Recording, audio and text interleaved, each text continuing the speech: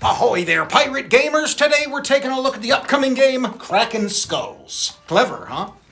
This one's pretty simple, but fun. You'll be randomizing the play area every time, so there'll always be new ports to discover. And why does that matter? Because combat! See, this game is all about racing to get 6 dread points before all the others, so you can claim your victory. And how does one attain so much dread, you ask? By fighting.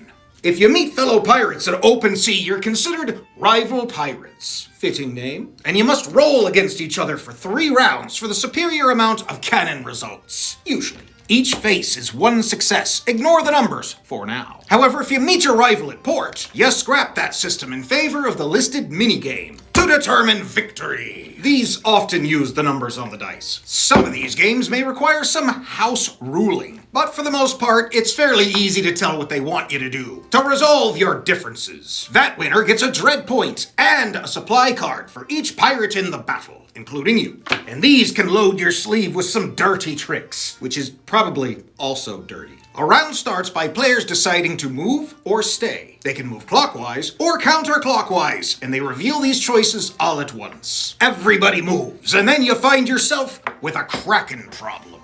It moves to the next open sea space in a clockwise direction. Now, after movement, if you find yourself in the same location with another pirate, then, as I said before, you're rivals. But if you're staring this beastie in the eye, you're a gutsy pirate. The Kraken hits a bit harder than your average buccaneer, so it's best to gang up on it. And once again, you'll be rolling against its dice. But this time, cannon or cutlass results will earn you a point.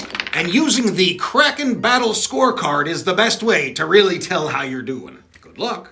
If one of its die results is an X, then you must find one of your dice to kick out of the battle. And that's for all remaining rounds. So if you rolled a skull, which is good for nothing, I'd give that old bugger the old heave-ho. Oh, and if one of you manages to get the black spot, you can play it on another player, and the Kraken will go toward them.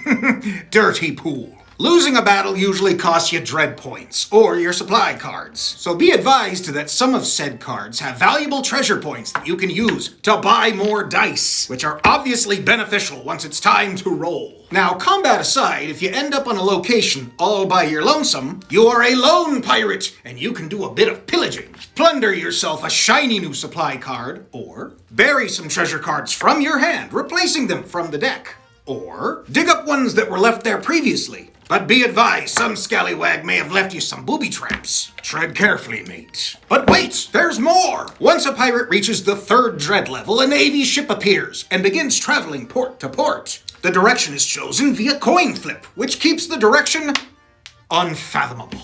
You start your turn next to this guy and it could cost you some dread. But you have a fighting chance to roll and escape. Or just buy the bugger off. Like the rest of us, they're into bribes. Well, that's the main parts of this game. You go to a place and do a thing, and go to a place and do a thing. This goes on until one of you reaches that 6th dread level, and they becomes your Pirate King. And that's a prestigious title.